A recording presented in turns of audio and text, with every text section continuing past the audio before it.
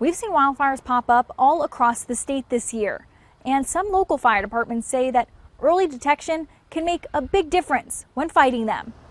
Times are changing for some of Utah's rural mountain towns. Back in them days, there wasn't many people around here or whatever, and then all of a sudden, in the last 20 years, we've had subdivisions grow, and then you got more exposure to the mountains and all the things that can happen.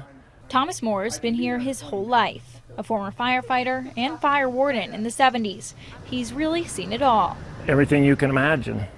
Literally everything you can imagine. So far in 2026, there's been more than 500 wildfires in the state. You don't have to be an arsonist or burning a bonfire. Fires can start so easily. From the 70s to now, new technology has entered local fire departments. The alert came in at 8:21 in the morning, so. It's been a busy year so far for Battalion Chief Tyler Rouser and the rest of the North Summit Fire District.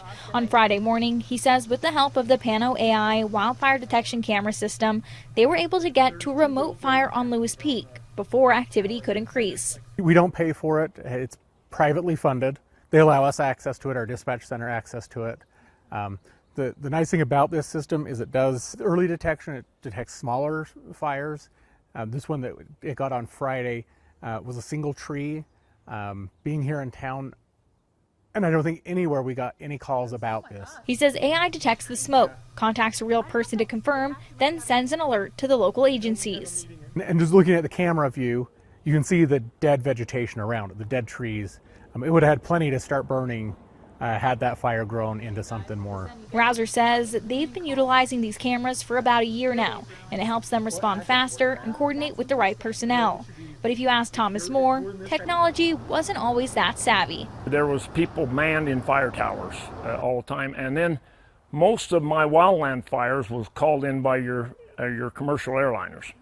So we had a early big plane spotting our fires.